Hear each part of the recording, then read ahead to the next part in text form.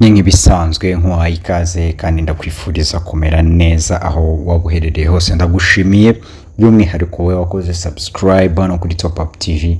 Nawe utarayikora fata amasegonda 2 gusa ukande kuri subscribe, ntabwo bigoye. Ni Mavide uzwi cyane muri sinema nyarwanda ndetse na comedies, azwi muri Gens Comedy, aho performing ari Mavide and Puzzle, akabazwi mu Muturanyi series ya Clapton Kibonke, nanone akabazwi muri filime yindi ya Clapton Kibonke yitwa Icyaremwe Gishya, akabazwi nanone muri comedies za Nyakso. Uyu Mavide rero akaba yarigaruriye imitima ya benshi bitewe n'uburyo yaktingamo nk'umuntu wasaritswe n'inzoga cyangwa se n'ibiyobyabwenge muri rusange.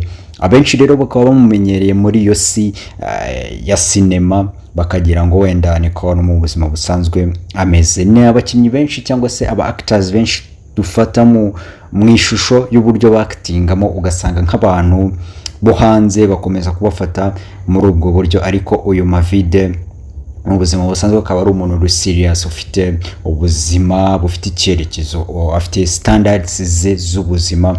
By'umwihariko akaba ari no mu radio presenter kuri Power FM.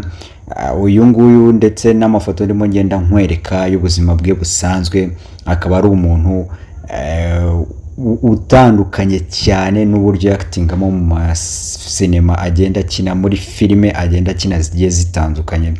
Ni benshi rero dukunda kwitiranya character y'umuntu muri filime runaka cyangwa se mu buryo tumumenyereyemo akoramo akazi ke ka creating ama content n'ubuzima bwe bwite muri rusange, ariko abangaba tubona ku screen yacu badusetsa bactinga hanze y'akazi baba ari abantu bari serious kandi bafite ibindi bintu byinshi bapanga.